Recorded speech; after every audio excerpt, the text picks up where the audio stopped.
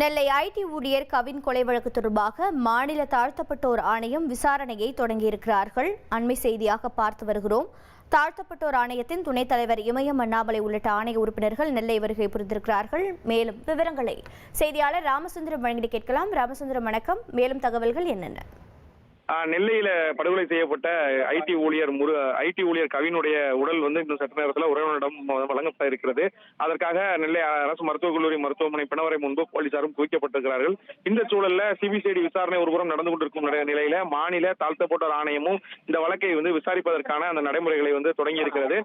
இந்த விவகாரம் தொடர்பாக விசாரணை நடத்துவதற்கு அந்த ஆணையத்தினுடைய துணைத் தலைவர் இமயம் அண்ணாமலை உள்ளிட்ட 4 உறுப்பினர்கள் நெல்லைக்கு வருகை தந்திருக்கிறார்கள். இந்த ஆணையத்தின் தலைவரும் இன்னும் சற்று நேரத்தில் நெல்லை வருகை இருக்கிறார். தொடர்ந்து மாவட்ட ஆட்சியர் அலுவலகத்தில் இந்த வழக்கு தொடர்பான விசாரணை மேற்கொள்ளப்பட இருக்கிறது. அதனைத் தொடர்ந்து கள ஆய்வு மேற்கொள்ளப்பட்டு அதற்கான அந்த அறிக்கைகள் தயார் செய்யக்கூடிய பணி நடைபெறும் என ஆணையத்தின் தரப்புல சொல்லப்பட்டிருக்கிறது. இன்னும் சற்று நேரத்தில் அந்த ஆணையத்தின் விசாரணையை தொடங்குவதற்கான நடவடிக்கைகளை மேற்கொள்ள இருக்கிறார்கள். மாவட்ட ஆட்சியர் அலுவலகத்தில் உயர் அதிகாரிகளோடு ஆலோசனை கூட்டமும் நடைபெற இருக்கிறது.